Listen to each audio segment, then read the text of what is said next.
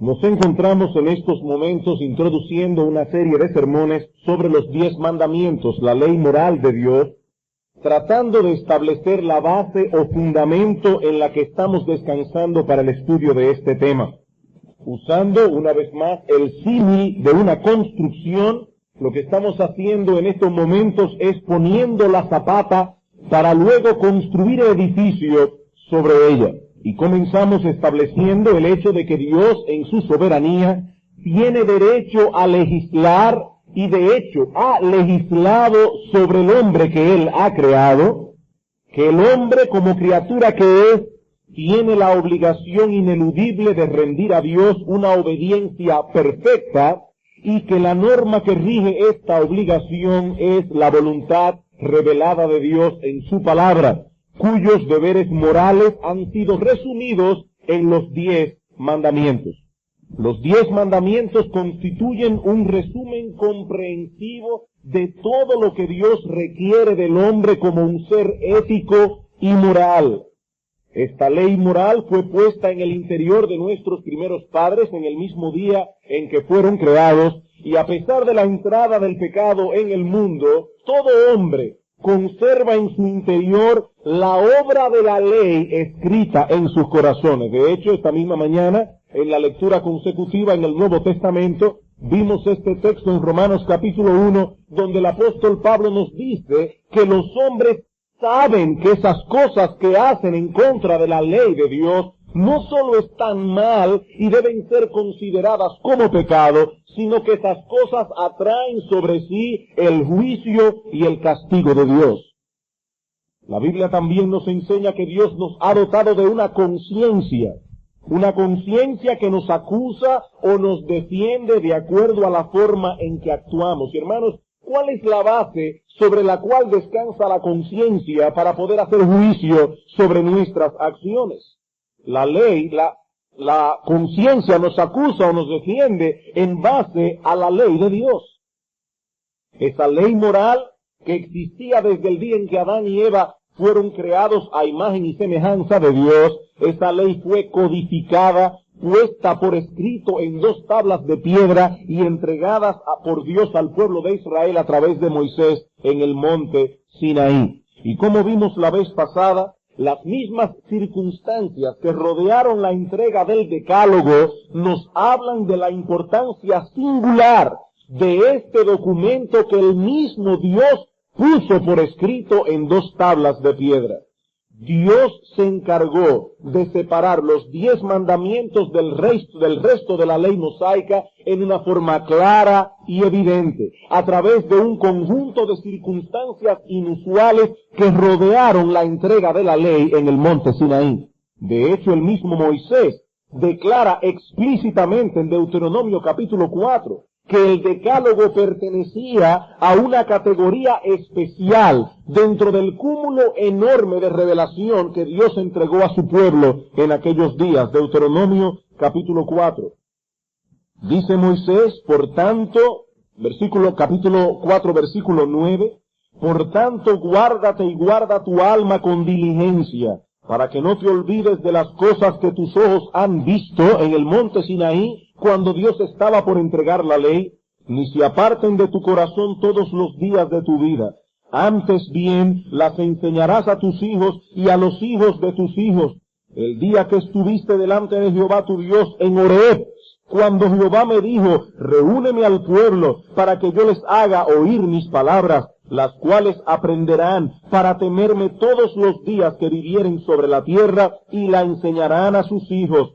Y os acercasteis y os pusisteis al pie del monte, y el monte ardía en fuego hasta en medio de los cielos, con tinieblas, nube y oscuridad. Y habló Jehová con vosotros de en medio del fuego, oísteis la voz de sus palabras, mas a excepción de oír la voz, ninguna figura visteis. Y él os anunció su pacto, el cual os mandó poner por obra. ¿Y qué fue lo que Dios habló? Los 10 mandamientos, y los escribió en 2 tablas de piedra. Y a mí también me mandó Jehová en aquel tiempo que os enseñase los estatutos y juicios, para que los pusieseis por obra en la tierra a la cual pasáis a tomar posesión. de ella. Hermanos, indudablemente, este documento posee una importancia singular dentro de la revelación mosaica. Dios le asignó a la ley moral un lugar preponderante al comunicar este conjunto de 10 mandamientos en una forma totalmente inusual y única. Hasta aquí lo que hemos visto en los sermones anteriores. Ahora bien, ¿qué sucedió con esta ley moral luego de la venida de nuestro Señor Jesucristo? ¿Ha habido algún cambio en lo que respecta a los estándares morales de Dios una vez fue llevada a cabo la obra de redención? ¿Han dejado de estar vigentes hoy los 10 mandamientos de tal manera que los creyentes en Cristo no estamos atados ya a esa ley? Eso es precisamente lo que comenzaremos a ver a partir de este momento. La ley moral de Dios en el Nuevo Testamento, tanto en la enseñanza de nuestro Señor Jesucristo como en la enseñanza apostólica. Y veremos que esta ley moral de Dios, que entró en vigencia en el mismo momento en que el hombre fue creado, esa ley moral que fue codificada y puesta por escrito en el monte Sinaí, esa ley no fue abolida después del Calvario. Continúa vigente hoy con toda su fuerza y con todas sus demandas morales, y así será mientras Dios sea Dios y mientras el hombre sea hombre. Nunca ha habido ni habrá un momento en la historia en que violar los 10 mandamientos deje de ser un pecado para ser una virtud. Nunca.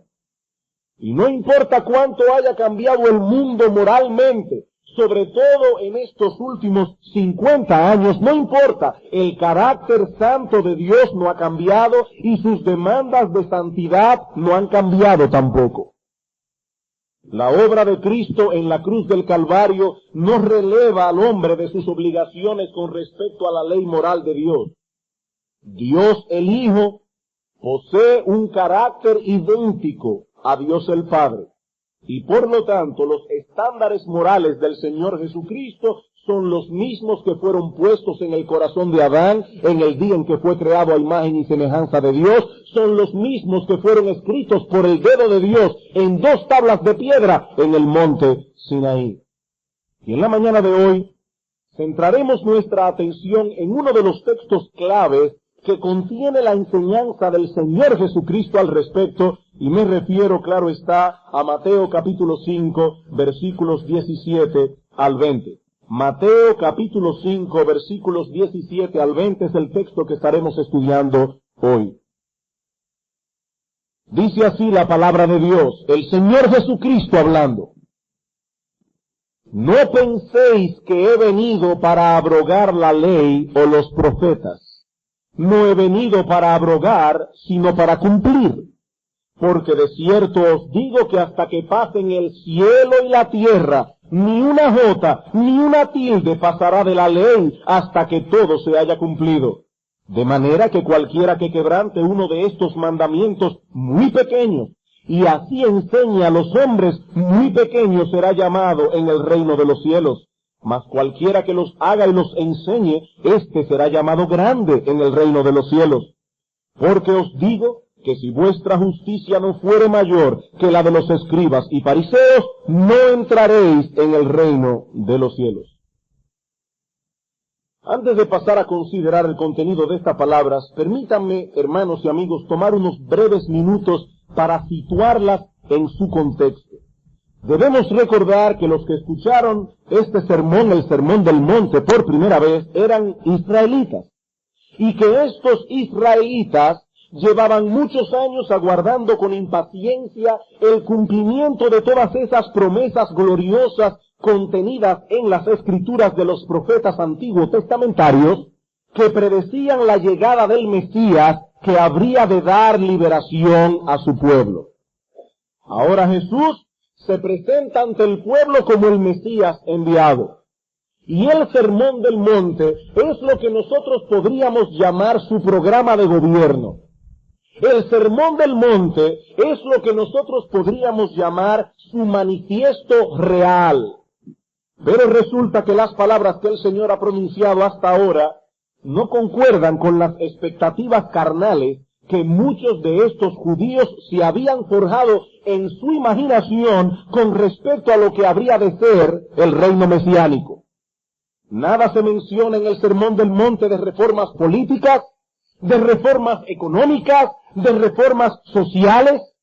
Su discurso no contiene una sola promesa que haga pensar a sus oyentes que serían librados de la dominación de Roma en el futuro cercano, o que Israel se convertiría en una potencia mundial. Este Jesús, que afirma ser el Mesías, dice en cambio que los ciudadanos de su reino son pobres en espíritu, son mansos, pacificadores. Dice incluso que serían perseguidos por causa de la justicia y que en vez de tener el mundo a sus pies y a todas las naciones como sus sirvientes, Cristo dice que los ciudadanos de su reino están llamados a servir al mundo como sal y luz. Noten el capítulo 5, versículo 1. Así comienza el Sermón del Monte. Viendo la multitud subió al monte, y sentándose vinieron a él sus discípulos, y abriendo su boca les enseñaba, diciendo, bienaventurados, felices, dichosos. Seguramente el pueblo dijo, ahora comienza lo bueno. Ahora viene este Mesías, este Rey enviado por Dios para darnos el tiempo de la bienaventuranza. Tenemos años sufriendo opresión, tenemos años esperando esta promesa y ahora viene este Mesías y lo primero que dice es, bienaventurados. Eso era exactamente lo que nosotros queríamos oír de nuestro Rey. Pero Cristo dice, bienaventurados sí los pobres en espíritu, porque de ellos es el reino de los cielos. Bienaventurados los que lloran, porque ellos recibirán consolación. Bienaventurados los mansos, porque ellos recibirán la tierra por heredad. Eso no era exactamente lo que ellos querían oír. Y luego en el versículo 10, bienaventurados los que padecen persecución por causa de la justicia, porque de ellos es el reino de los cielos. Luego en el versículo 13, vosotros sois la sal de la tierra. Versículo 14, vosotros sois la luz del mundo. El mundo no está allí para ser vuestros sirvientes. Ustedes, discípulos míos, están aquí para servir al mundo. Ustedes deben ser para el mundo sal y luz. ¿Cómo podemos imaginar este discurso? Tiene que haber levantado muchas interrogantes en la mente del auditorio. ¿Ha traído este hombre una enseñanza nueva? ¿Es que acaso ha venido para abolir las escrituras del Antiguo Testamento? ¿Cuál es la relación de este Jesús con los escribas y fariseos, aquellos que supuestamente son los maestros autorizados de la palabra de Dios? Cristo no pertenecía a la secta de los fariseos. Cristo más bien criticaba a los fariseos, y ellos encarnaban a los ojos del pueblo la ortodoxia del judaísmo, el apego irrestricto a la ley de Dios. Y con razón estas personas se preguntaban, ¿es que acaso Jesús vino a traer una nueva religión? ¿Vino a traer una nueva ley que nada tiene que ver con la ley anterior? Son estas interrogantes las que Cristo responde en el texto que leímos hace un momento. El Señor parece estar partiendo de la premisa de que algunos malos entendidos estaban surgiendo en la mente de su auditorio con respecto a su enseñanza, con respecto a la obra que Él vino a realizar. No penséis, dice Cristo, que he venido para abrogar la ley de los profetas. Probablemente algunos estaban pensando así, y Cristo les dice, no penséis así. Mis doctrinas están en perfecto acuerdo con las escrituras del Antiguo Testamento, versículos 17 y 18. Pero no están de acuerdo con la de los escribas y fariseos, versículos 19 al 20. Como pueden ver, este texto es clave para el tema que estamos tratando en esta serie de sermones. ¿Cuál es nuestra situación con respecto a la ley moral de Dios? Nosotros que vivimos en una época posterior a la primera venida de Cristo, ¿produjo la venida del Señor algún cambio sustancial en lo que respecta a los requerimientos morales de la ley de Dios? ¿Quedaron abolidos los 10 mandamientos como la norma de vida que Dios exige a todo hombre? El Señor responde a todas estas interrogantes en el texto que consideraremos en el día de hoy, Mateo 5, 17 al 20. Y veremos en primer lugar el contenido de este texto y en segundo lugar, mucho más brevemente, algunas aplicaciones prácticas que se derivan del contenido del texto.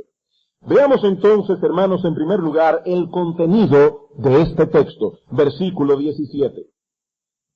No penséis que he venido para abrogar la ley o los profetas. No he venido para abrogar, sino para cumplir. Esta fórmula, la ley y los profetas, era la usada comúnmente en el tiempo del Señor para designar todo el Antiguo Testamento.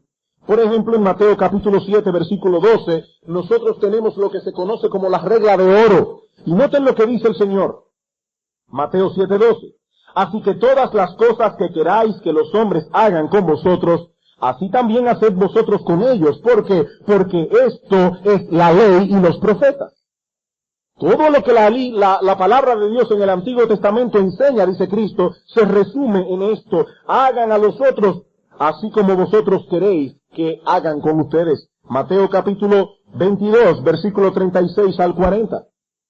En cierta ocasión, un doctor de la ley se acerca al Señor y le pregunta, Maestro, ¿cuál es el gran mandamiento en la ley? Ustedes conocen seguro la respuesta. El Señor respondió, amarás al Señor tu Dios con todo tu corazón, con toda tu alma, con toda tu mente, etc. El segundo es amarás a tu prójimo como a ti mismo, versículo 40. De estos dos mandamientos dependen la ley y los profetas, toda la ley y los profetas. Así que esta doble división, la ley y los profetas, señala todo el Antiguo Testamento. La ley señala los primeros 5 libros de la Biblia escritos por Moisés, Génesis, Éxodo, Levítico, Número y Deuteronomio. Mientras que la expresión los profetas incluye todo lo demás. No solo los libros que hoy conocemos como proféticos, como Isaías, Jeremías, Ezequiel, sino más bien todo el resto del Antiguo Testamento, ya que todos esos libros fueron escritos por profetas, incluyendo los libros poéticos, incluyendo los libros históricos. Así que en el tiempo del Señor, ellos llamaban la ley a los primeros 5 libros de la Biblia, los profetas al resto del Antiguo Testamento. Cuando el Señor dice aquí que Él no vino a abrogar la ley o los profetas, lo que Él está diciendo en realidad es que Él no vino a abrogar el Antiguo Testamento. Y esta palabra abrogar puede ser traducida también como invalidar, deshacer, echar abajo, anular, descartar, disolver. Yo no vine, dice Cristo, a invalidar, yo no vine a anular, yo no vine a deshacer la ley o los profetas, yo vine a cumplirlo. ¿A cumplirlos en qué sentido? En el sentido de llenar por completo la medida de la ley y los profetas. Eso es lo que significa la palabra cumplir. Es más que obedecer. Es llenar hasta el tope la medida de algo. Cristo cumplió las escrituras del Antiguo Testamento en el sentido, y tienen que poner mucha atención, hermanos, porque esto que vamos a ver hoy no es fácil. De hecho, para mí no ha sido fácil poner esto en una forma sencilla. Cristo vino a cumplir el contenido del Antiguo Testamento en el sentido de que Él llenó la medida de todo aquello que es enseñado, ordenado, profetizado o prefigurado en el Antiguo Testamento. El Señor encarnó en su propia persona, Él personifica a la perfección todo el contenido del Antiguo Testamento. Todo lo que está escrito en la ley y los profetas encuentra en Cristo su cumplimiento. Todo aquello que los judíos del tiempo de Cristo no podían comprender acerca de la intención, el significado, el propósito, el alcance de la ley y los profetas, el Señor Jesucristo vino a clarificarlo. No solo con sus enseñanzas, sino también con su vida y ministerio. Él personifica la ley. Él personifica lo que significa la enseñanza de los profetas. Ahora bien, Dado que nos encontramos en estos momentos en una serie de estudios en los 10 mandamientos, yo quisiera obviar en estos momentos la relación de Cristo con las escrituras proféticas del Antiguo Testamento y detenerme más bien en la relación de Cristo con la ley de Dios. Cristo vino a cumplir la ley de Dios. Y para comprender lo que esto significa, debemos echar un vistazo primero al contenido de esa ley.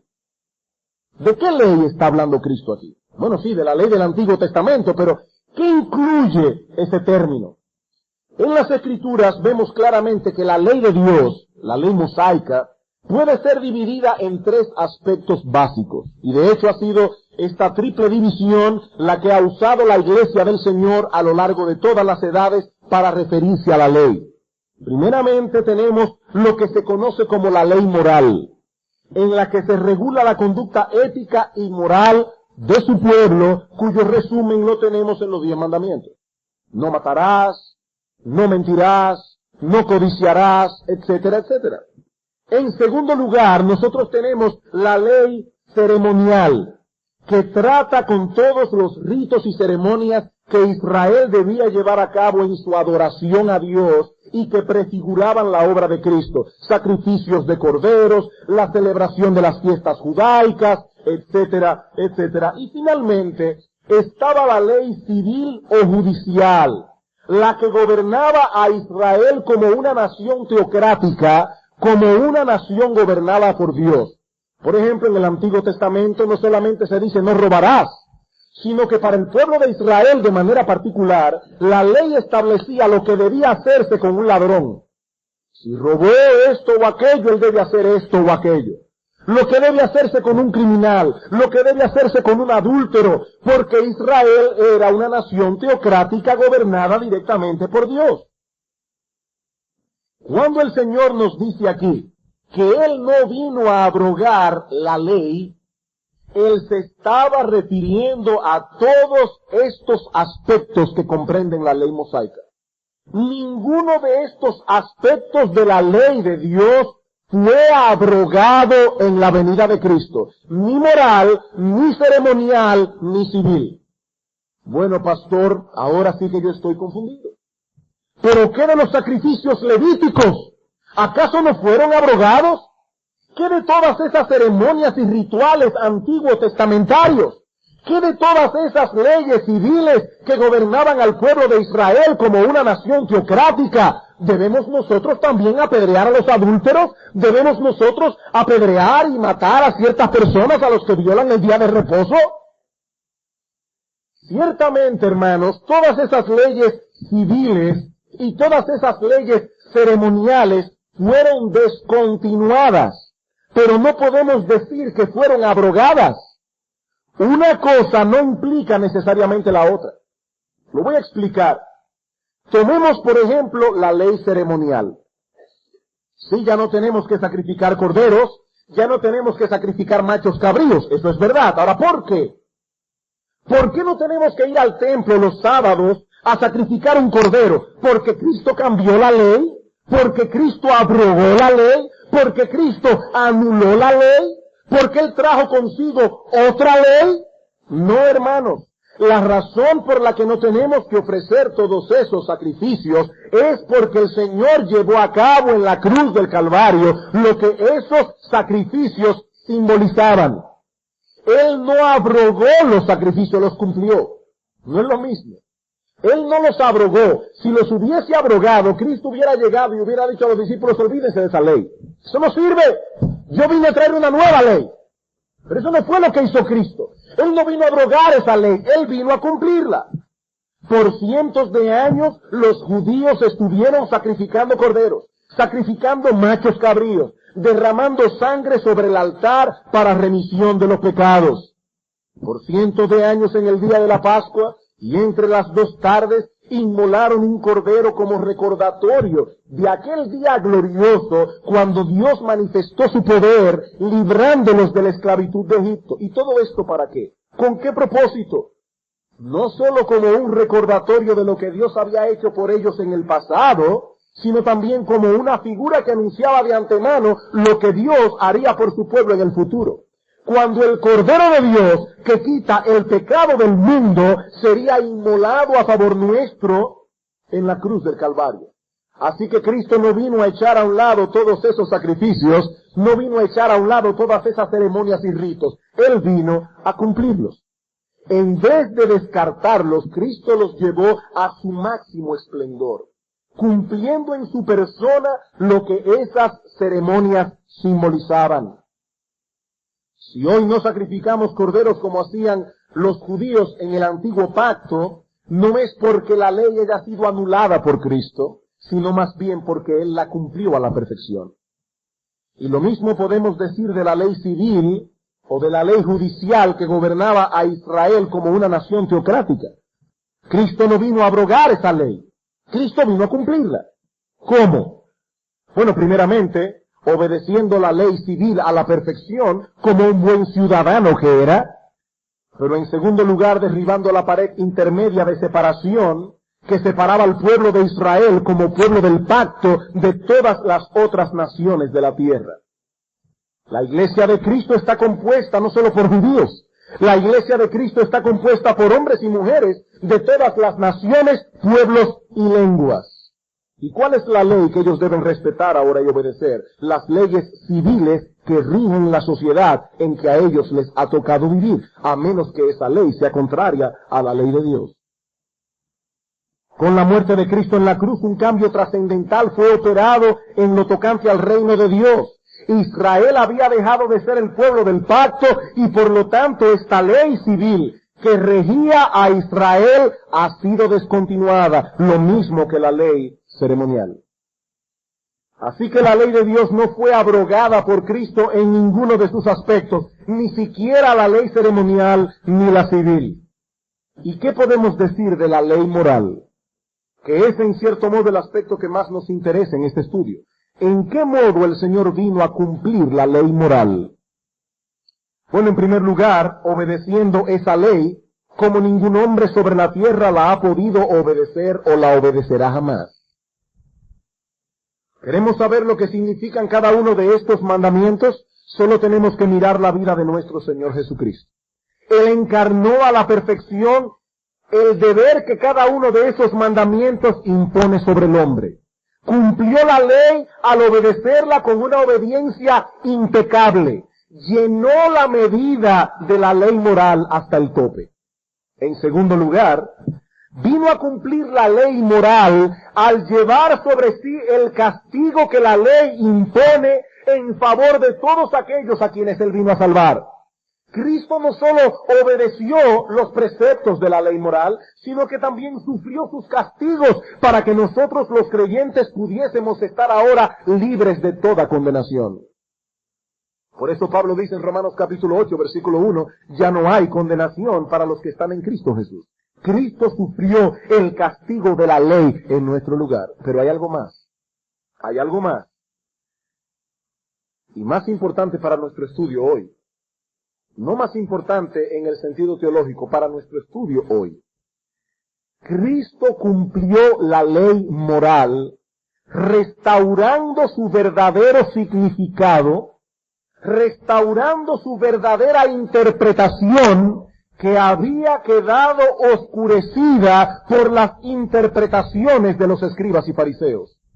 Mateo capítulo 5, versículo 21. ¿Cómo cumplió Cristo la ley moral? Restaurando su verdadero significado e interpretación. Mateo 5, 21.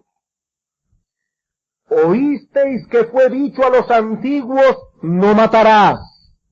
Y cualquiera que matare será culpable de juicio. Pero yo os digo que cualquiera que se enoje contra su hermano será culpable de juicio. Y cualquiera que diga necio a su hermano será culpable ante el concilio. Y cualquiera que le diga fatuo, raká, que en arameo significa cabeza hueca, bueno para nada, estúpido, imbécil, quedará expuesto al infierno de fuego.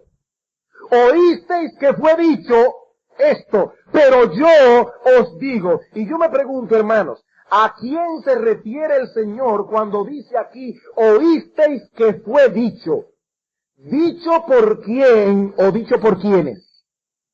Bueno, algunas personas nos dicen que el Señor se está refiriendo a las enseñanzas de Moisés, a la ley. Como si Cristo estuviese diciendo, Moisés decía esto y esto en los 10 mandamientos, pero ahora yo os digo algo diferente. Hermanos, esa interpretación no va de acuerdo con el contexto. El Señor acaba de declarar que Él no vino a abrogar la ley, sino más bien a cumplirla. Él no puede estar aquí contradiciendo la ley. Por otra parte, Cristo nunca citó las escrituras del Antiguo Testamento diciendo, oísteis que fue dicho. No, siempre citaba el Antiguo Testamento diciendo como está escrito. Y en algunas ocasiones Moisés os ordenó. Pero la frase, oísteis que fue dicho, era la fórmula que se usaba normalmente para introducir algunas de las tradiciones que se habían transmitido al pueblo oralmente. Lo que el Señor está contradiciendo aquí no fue lo que Moisés escribió en aquellas 2 tablas de piedra en el monte Sinaí, o Dios en las 2 tablas de piedra entregadas a Moisés, sino más bien la forma en que los escribas y fariseos interpretaban a Moisés. Por ejemplo, versículo 21, oísteis que fue dicho a los antiguos, no matarás. Eso era todo lo que la ley decía. Pero ahora los judíos le añadían, y cualquiera que matare será culpable ante el concilio. Bueno, pastor, ¿y cuál es el problema? Que esa interpretación es defectuosa, porque esa interpretación circunscribe el asesinato únicamente a la muerte literal. La ley dice, no matarás. Eso es todo lo que dice. Pero ellos se le añadieron, y cualquiera que matare será culpable ante el concilio. Así que solo se viola el 6º mandamiento cuando uno hace una acción que puede ser llevada a los tribunales y por la cual uno puede acabar en la cárcel. Pero Cristo dice, no, un momento. Esa ley, ese 6º mandamiento del decálogo incluye mucho más que eso. Ese 6º mandamiento del decálogo incluye también aquellos impulsos homicidas que hay en el corazón, aquella ira que lleva a los hombres a matarse mutuamente, aún no lleguen a matarse mutuamente. Por eso dice Cristo, yo os digo, ¿qué es lo que significa el 6º mandamiento? Que cualquiera que se enoje contra su hermano, cualquiera que albergue en su corazón ira pecaminosa contra su hermano, será culpable ante el concilio. Y cualquiera que le dé riendas sueltas a esa ira, a través de palabras denigrantes, a través de palabras hirientes, a través de expresiones irónicas, esa persona ya es culpable de homicidio. Es culpable de homicidio. Cristo no está trayendo aquí otra ley, Él está interpretando adecuadamente la ley. Y lo mismo con el 7º mandamiento, versículo 27. Oísteis que fue dicho, no cometerás adulterio. No, lo que el mandamiento dice es no adulterarás. Bueno, pero ¿y cuál es la diferencia? Que se puede adulterar sin cometer adulterio. Dice Cristo, no, yo os digo que cualquiera que mira a una mujer para codiciarla ya adulteró.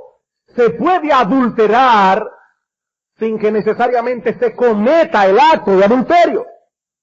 Pero los judíos muy convenientemente habían enmarcado la ley en ciertas cosas. Bueno, si un hombre se va con otra mujer y no con la suya, ese es culpable. Cristo decía, no. Si un hombre alberga en su corazón codicia por la mujer ajena, si un hombre se pone a mirar con ojos lujuriosos una mujer que no le pertenece, ese hombre ya adulteró en su corazón.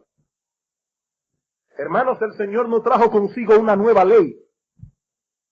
Lo que hizo el Señor fue restaurar el verdadero significado de los 10 mandamientos que habían quedado oscurecidos por las tradiciones e interpretaciones farisaicas. Permítanme ilustrar esto con un ejemplo. Supongamos por un momento que muere una persona mayor de su familia, alguien de muchos años, y resulta que esta persona mayor coleccionaba obras de arte, sobre todo pinturas.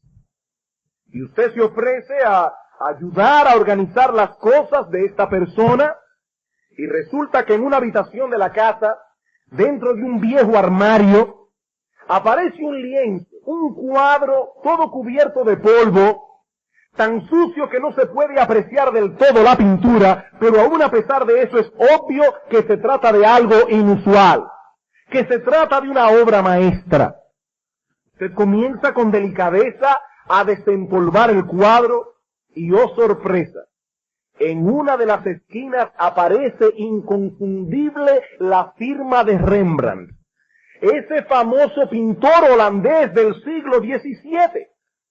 Emocionado lleva el cuadro a un experto que le confirma que ciertamente el cuadro es de Rembrandt, pero le aconseja que se busque a un buen restaurador de cuadro para que pueda devolverle a esa pintura su esplendor original. Ese restaurador, el trabajo de este restaurador no consiste en alterar el cuadro, ni siquiera en tratar de mejorar el cuadro. Lo que él debe hacer, simple y llanamente, es volver esta obra maestra a su estado original hasta donde tal cosa a este restaurador le sea posible. Eso fue exactamente lo que hizo el Señor Jesucristo. Él no vino a alterar los 10 mandamientos. Él no vino a cambiar ni a mejorar los 10 mandamientos. Él vino a restaurar la verdadera interpretación del decálogo de la ley moral de Dios. Hermanos, en el reino de Cristo, el estándar moral que rige a los discípulos es el mismo que fue dado en el Sinaí. Cristo no ha cambiado el estándar moral de Dios. Él no tiene un carácter santo distinto al de Dios. Por lo tanto, dice el Señor, no penséis que he venido a abrogar la ley o los profetas. No, yo vine más bien a cumplirlos. Esa es básicamente la enseñanza del versículo 17. Pero ahora, en el versículo 18, el Señor da un paso más adelante y nos dice por qué era imposible para Él abrogar las escrituras del Antiguo Testamento. Versículo 18. Porque de cierto os digo que hasta que pasen el cielo y la tierra, ni una jota, ni una tilde pasará de la ley hasta que todo se haya cumplido. El Señor abre su enseñanza del versículo 18 con una llamada de atención. De cierto os digo. En el día de hoy, cuando nosotros queremos enfatizar una palabra, cuando queremos enfatizar una idea, ¿qué hacemos? La subrayamos, la ponemos entre comillas o la imprimimos con una letra más oscura, en negrita. Los maestros judíos también tenían sus métodos para hacer esto. Y uno de ellos era el uso de la expresión que encontramos aquí. De cierto os digo. Esta frase es la traducción de una sola palabra hebrea, el vocablo hebreo amén. Lo que el Señor dice aquí es amén, yo os digo. Y si se quería enfatizar más, se decía amén, amén, de cierto os digo. Y cuando un maestro en Israel abría su enseñanza con esta expresión, estaba llamando la atención de sus discípulos. Como si dijese, consideren con cuidado lo que voy a decir ahora. Pónganlo en negrita, subráyenlo, pónganlo entre comillas. Esto es importante. ¿Y qué es lo que el Señor desea recalcar aquí para que nosotros lo consideremos con atención y cuidado? Que hasta que pasen el cielo y la tierra, ni una jota, ni una tilde pasará de la ley hasta que todo se haya cumplido. La palabra jota no señala la letra de nuestro alfabeto que conocemos con ese nombre. Recuerden que el Señor no estaba hablando en español. Cristo se está refiriendo más bien a la letra Yod, que era la más pequeña del alfabeto hebreo. Es algo así como una comilla o una apóstrofe. Es la letrica más pequeña del alfabeto. Ni una Yod, dice Cristo. Y la tilde es una pequeña marca que aparece en algunas letras hebreas y que sirven para distinguir letras que son muy parecidas entre sí. Yo voy a ilustrar esto con nuestro propio idioma. Si nosotros tomamos la letra P mayúscula y la ponemos al lado de la letra R mayúscula, nos vamos a dar cuenta que son muy parecidas, excepto por el bastón que la R usa debajo de la barriga. Es lo único que diferencia la letra P de la letra R. Bueno, lo mismo pasaba en el hebreo, que habían letras que se confundían entre sí, excepto por una pequeña marca como el bastón en la barriga de la R. Y es esa pequeña marca que se llama tilde. ¿Qué es entonces lo que el Señor está diciendo en Mateo 5:18? Usando ciertas expresiones comunes de sus días, lo que el Señor está enseñándonos aquí es que hasta el fin de los siglos, ni la parte más pequeña de las Escrituras sería anulada hasta que todo tuviese cumplimiento. Es la palabra infalible de Dios y por lo tanto no puede ser abrogada, no puede ser anulada hasta que se cumpla. Ni aun el Hijo de Dios encarnado estaba por encima de la obediencia a la palabra de Dios. A los ojos de Cristo, las sagradas Escrituras poseen tal autoridad que ni aun Él mismo podía anularla o quebrantarla, ni siquiera en las cosas más pequeñas. Esa es la visión que tiene Cristo con respecto a las Escrituras en general. Pero ahora en los versículos 19 y 20, el Señor particulariza su enseñanza y se refiere directamente al aspecto moral de la ley de Dios para aplicar a sus oyentes las enseñanzas que Él ha traído sobre el Antiguo Testamento. Versículo 19. De manera, consecuentemente por todo lo que Él ha dicho, de manera que cualquiera que quebrante uno de estos mandamientos muy pequeños y así enseñe a los hombres, muy pequeño será llamado en el reino de los cielos. Mas cualquiera que los haga y los enseñe, éste será llamado grande en el reino de los cielos. Los escribas y fariseos en el tiempo del Señor continuamente discutían entre sí para establecer cuál de los mandamientos es el más importante y cuál de los mandamientos es el menos importante. De hecho, recuerden el texto que leímos en Mateo capítulo 22. El intérprete de la ley se acerca al Señor y pregunta: Maestro, ¿cuál es el gran mandamiento de la ley? Era una preocupación para estos hombres. Ahora noten, hermanos, que el Señor no les respondió diciendo: no se preocupen por eso, todos los mandamientos son iguales en importancia. No, cuando el maestro de la ley preguntó: Maestro, ¿cuál es el gran mandamiento en la ley? Cristo le respondió: amarás al Señor tu Dios con todo tu corazón, con toda tu alma, con todas tus fuerzas. Ese es el primero y grande mandamiento. Y el segundo, el que le sigue, es semejante: amarás a tu prójimo como a ti mismo. He aquí, de acuerdo al criterio de Cristo, los dos mandamientos más importantes de la ley. Y noten que dentro de esos dos mandamientos, el Señor reconoce que uno es superior al otro. Hay uno que va primero y hay otro que va después. Ahora bien, el punto que el Señor quiere recalcar en Mateo 5:19 es que los ciudadanos de su reino deben esforzarse por obedecer todos los mandamientos, incluyendo aquellos que relativamente son más pequeños que los otros. Lo que el Señor está diciendo aquí es que no existe un solo mandamiento divino que nosotros podamos considerar irrelevante, que podamos considerar opcional. No. Algunos mandamientos son más importantes que otros, pero eso es relativamente. En comparación con otros, algunos son más importantes, pero todo mandamiento es relevante. Y en el reino de Cristo se espera de cada uno de los discípulos que habrán de esforzarse, no solo por cumplirlos todos, sino también por estimular a otros a cumplirlos.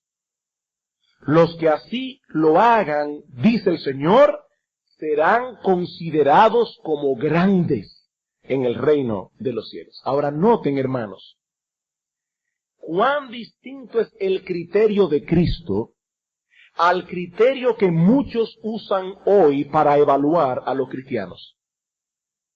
Hermanos, les voy a hacer una pregunta. ¿Cómo se le llama hoy, siglo XX, 1997? ¿Cómo se le llama hoy a un cristiano que está tratando de obedecer los mandamientos de Dios hasta en sus puntos más pequeños? ¿Cómo se le llama hoy? ¿Saben cómo le llaman en muchas iglesias? Se les llama legalistas. Se les tiene por quisquillosos. Pero a los ojos del Señor Jesucristo, ese individuo es grande. Grande. Esos creyentes que se preocupan por obedecer los mandamientos punto por punto, son aquellos que serán honrados en el reino de Dios. Esa es la tabla de evaluación que se usa para medir a los hombres en el reino de Cristo, su obediencia a los mandamientos de Dios. Y hermanos, yo debo admitir que yo no entiendo realmente en qué consiste la honra de la que habla Cristo aquí, pero es indudable que en el reino de Cristo no todos tienen ni tendrán después la misma honra. Mateo capítulo 18.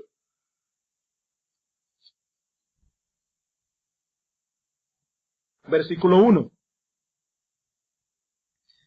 En aquel tiempo los discípulos vinieron a Jesús diciendo, ¿quién es el mayor en el reino de los cielos? Cristo no le dijo, ya, todos son iguales. No, llamando Jesús a un niño, lo puso en medio de ellos y dijo, de cierto os digo, que si no os volvéis y os hacéis como niños, no entraréis en el reino de los cielos. Así que cualquiera que se humille como este niño, ese es el mayor en el reino de los cielos. El Señor confirma en este texto que algunos tendrán en su reino más honor, que algunos tendrán en su reino más preeminencia. Ahora, hermanos, ¿cuál es el parámetro de promoción en el reino de los cielos? El Señor establece en Mateo 5:19 que el criterio por el cual serán evaluados y promovidos es el de obediencia a los mandamientos de Dios. Nuestra reputación delante de Dios depende directamente de nuestro empeño en obedecer sus mandamientos, aun aquellos que son relativamente menos importantes que otros. Aquellos que se empeñaron en obedecer los mandamientos hasta en sus puntos más pequeños, aquellos que estimularon a otros a la obediencia, esos serán llamados grandes en el reino de los cielos. No legalistas, no quisquillosos, serán llamados grandes. Esos ocuparán el lugar de honor. Y repito, hermanos, no sabemos con certeza en qué consiste ese honor, pero debemos suponer que debe ser algo grandioso, ser colocado por Dios mismo en un lugar de honor. Y mi hermano, ese lugar de honor no será determinado por los dones de la persona, no será determinado por su éxito ministerial, no será determinado por su popularidad, será determinado por la obediencia. El lugar de honor está reservado para todos aquellos que mantuvieron un espíritu de obediencia universal a los mandamientos de Dios. ¿Y qué significa eso? Aquellos que dicen, eso lo manda la Biblia, se acabó, eso es. Pero no, eso es lo que dice la Biblia. Aquellos que respetaron los mandamientos de Dios solo porque eran los mandamientos de Dios. Aquellos que se preocuparon por ver ese mismo espíritu, esa misma disposición en sus demás hermanos en la fe. Aquellos que no se conformaron ellos mismos por obedecer, sino que se empeñaron porque los demás obedecieran también. Esos, dice Cristo, irán al salón de la fama en el reino de los cielos. Y no por un corto periodo de tiempo, como ocurre con los honores terrenales, sino por los siglos de los siglos. Pero no solo será nuestra obediencia el criterio que ha de usarse en el reino de Cristo para medirnos, sino también dice Cristo que será la obediencia el fruto que evidenciará si somos o no somos parte del reino. Versículo 20. Mateo 5:20. Porque os digo que si vuestra justicia no fuere mayor, no menor, Cristo no vino a traer otra ley que nos hace el camino más suave. No, si vuestra justicia no fuere mayor que la de los escribas y fariseos, no entraréis en el reino de los cielos. Hermanos, Cristo no vino a relevarnos de la obediencia a la ley moral de Dios. Él vino más bien a realizar una obra de redención tan grande. Él vino a librarnos del pecado. ¿Para qué? Para que los suyos puedan rendir ahora una obediencia a la ley que es superior a la de los escribas y fariseos. Mientras la obediencia de estos hombres era legalista, externa, parcial, hipócrita, la de los cristianos es interna, universal y sincera. El cristiano no obedece la ley únicamente en su aspecto externo. Él ve el cuadro de Rembrandt restaurado con todos sus claroscuros. Él puede ver claramente las figuras allí porque el polvo ha sido quitado. Él puede ver la ley en todo su esplendor tal como fue entregada en el monte Sinaí. Por eso este cristiano no solo se preocupa por mantener una fachada de moral y de decencia delante de la sociedad, y por eso no se va con otra mujer, sino que también cuida sus miradas inconvenientes, cuida sus pensamientos pecaminosos, cuida aquellas cosas que puede hacer en soledad y que nadie ve. Porque la justicia de este hombre excede la de los escribas y fariseos. Y Cristo dice, si así no es tu justicia, no te engañes, tú no perteneces al reino de Dios. Tú puedes ser muy moral, muy decente, puedes estar allí con una fachada de moral a los ojos de todo el mundo, pero Dios está viendo el corazón. Dios puede ver si tú albergas amargura en tu corazón. Dios puede ver si tú albergas resentimiento en tu corazón. Dios puede ver todas esas cosas, y eso es lo que determina si tú eres o no ciudadano del reino de los cielos. Hermanos, eso no lo digo yo, lo dice Cristo. Él no vino a aflojar la ley. No, Él vino a quitarle el polvo, la grasa, la mancha y decir esto es la ley. Para que nuestro corazón nos convenza de pecado, porque ninguno de nosotros podemos cumplir esa ley y así vayamos a Cristo en arrepentimiento y fe buscando salvación. Hermanos, no podemos continuar profundizando en el contenido de este texto por causa del tiempo. Vamos a concluir viendo muy brevemente algunas aplicaciones prácticas que se derivan del contenido del texto. Y ya con esto concluyo, unos minutos. Algunas aplicaciones prácticas que se derivan del contenido del texto. Hemos visto ya que Cristo no vino a establecer una nueva ley, un nuevo estándar moral para los hombres. Hemos visto que el criterio con que se mide a los hombres en el reino de Cristo es la obediencia a la ley de Dios. Hemos visto que el fruto que en verdad evidencia que pertenecemos al reino es el de rendir a los mandamientos una obediencia que excede a la de los escribas y fariseos. Eso es básicamente lo que hemos visto. Y ahora yo te pregunto, a la luz de estas enseñanzas, ¿tienes tú la ley de Dios en tan alta estima como la tuvo Cristo? El Señor no consideraba la ley, los 10 mandamientos, como un documento sin importancia al que no tenemos que ponerle mucha atención, o como una legislación anticuada que debía ser puesta al día con una nueva legislación. Vamos a ponernos al día. El mundo ha cambiado mucho. No, hermanos. No, amigos. Cristo tenía la ley de Dios en tan alta estima que a sus ojos era del todo improbable quebrantar esa ley aún en los puntos más pequeños. Ni una jota, ni una tilde pasará de la ley hasta que todo se haya cumplido. Por eso cuando Satanás tentó a Cristo en el desierto, ¿cómo se defendió el Señor de esas tentaciones? Escrito está. Satanás, ni me hable de eso, es que está escrito aquí en este libro. Y yo no puedo violar, yo no puedo quebrantar ni una de las cláusulas que está escrito en ese documento. Satanás, no pierdas el tiempo conmigo, está escrito, y si está escrito, así se hará. Hermanos, esto no es un asunto teórico, esto es algo práctico. Eminentemente práctico. Yo te pregunto, mi hermano, ¿tienes tú ese mismo aprecio por la ley de Dios? A la hora de actuar, a la hora de decidir una cosa en vez de otra, a la hora de encender un programa de televisión, como decía nuestro hermano en esta mañana en la escuela dominical, ¿te preocupa saber si tu actuación está en consonancia con ese estándar moral de conducta? Pues la verdad es que eso te tiene sin cuidado. ¿Qué tanto aprecias tú la ley de Dios? ¿La tienes en tan alta estima como Cristo? Otra pregunta. A la luz de lo que hemos visto hoy, y hablo a todos aquellos que profesan tener fe en el Señor Jesucristo, hablo a todos aquellos que profesan ser discípulos del Señor, ser cristianos, a la luz de lo que hemos visto hoy, Mi hermano, ¿cómo crees que te considera Cristo a ti dentro del reino?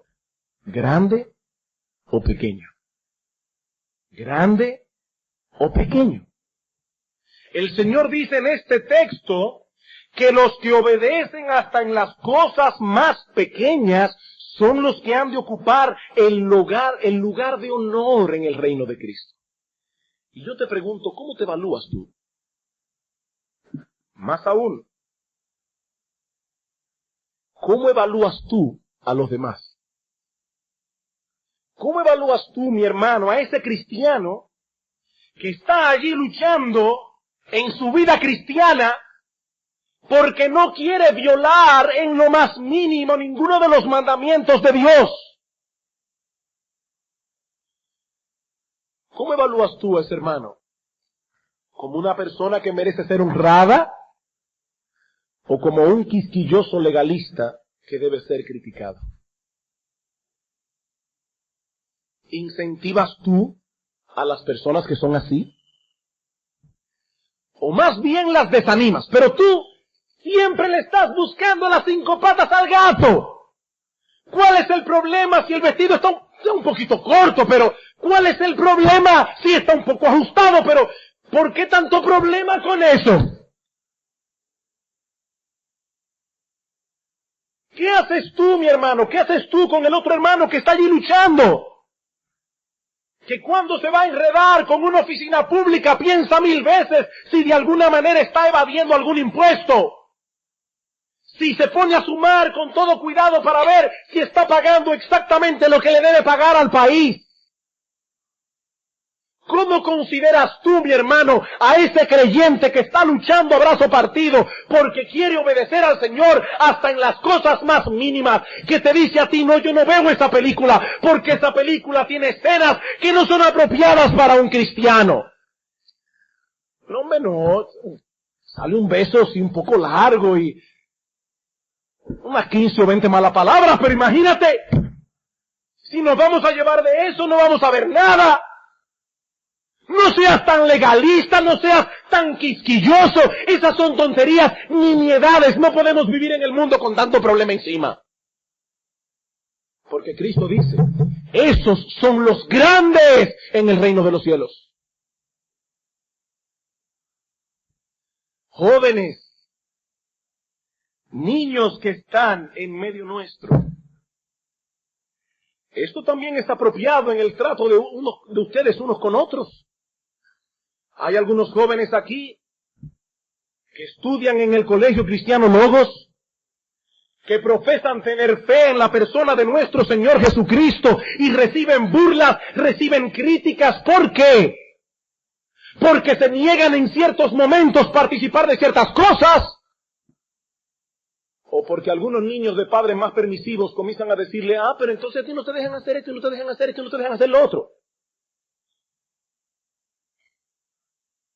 Y jóvenes y niños que están aquí, que no les importe lo que esos jóvenes y niños piensan de ustedes, porque lo importante es lo que Cristo piensa, y Cristo dice aquí, estos serán llamados grandes en el reino de los cielos.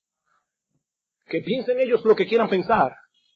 A la larga habrá una eternidad, y entonces veremos quién estaba en lo que debía estar. Entonces veremos cuáles valores eran reales y cuáles eran valores superfluos y pasajeros. Jovencito que estás aquí, ¿eres tú de los que promueves rebeldía en aquellos otros jóvenes que están siendo criados en el temor de Dios? ¿Con tus burlas? ¿Con tus críticas? Porque tú darás cuenta en el día del juicio por eso. Cristo dice aquí que no solamente es grande el que se preocupa por obedecer, sino que otros obedezcan. Que otros obedezcan. Pero aún tengo una pregunta más que hacer, y con esto concluyo. El Señor dice aquí en el versículo 20 que si nuestra justicia no fuere mayor que la de los escribas y fariseos, no entraremos en el reino de los cielos. Eso no significa que para entrar en el reino de los cielos hay que hacer más obras que los fariseos. No, porque la salvación no es por obras, es por medio de la fe. Lo que este texto significa es que los ciudadanos del reino muestran su ciudadanía a través de una obediencia que excede a la de estos hombres. Y yo te pregunto, ¿qué dice tu conducta acerca de ti? ¿Qué dice tu obediencia acerca de ti, mi amigo? Haz una evaluación honesta de ti. ¿Estás tú dentro o estás fuera? ¿Te preocupa obedecer los mandamientos del Señor aun aquellos que nadie ve? ¿Te preocupa andar en obediencia aún en aquella situación que nadie puede juzgar excepto Dios? Mi amigo, si tu respuesta honesta es no, yo no estoy luchando con el orgullo que hay en mi corazón. Yo no estoy luchando con la codicia que hay en mi corazón. Yo no estoy luchando con la envidia, la avaricia que hay en mi corazón. Yo no estoy luchando con el descontento que hay en mi corazón, aunque nadie lo vea. Mi amigo, tú no estás dentro del reino de Cristo. Y si tú no estás dentro del reino de Cristo, ven a Cristo.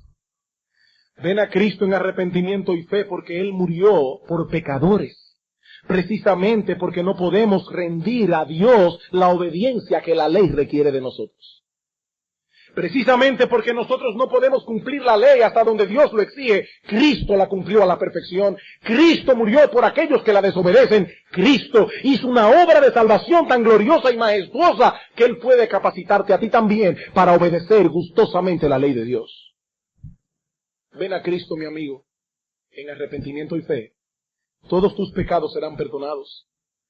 Y una capacidad de parte del Espíritu de Dios vendrá a tu corazón para que tú también puedas decir como el apóstol Pablo, en el hombre interior, yo me deleito en la ley de Dios. Vamos a orar.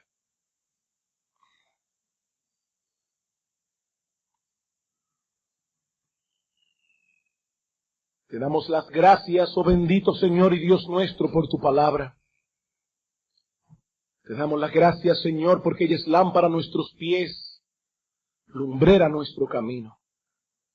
Padre, a lo largo de este día, tanto en la escuela dominical como en este culto de adoración, hemos recibido palabra tuya.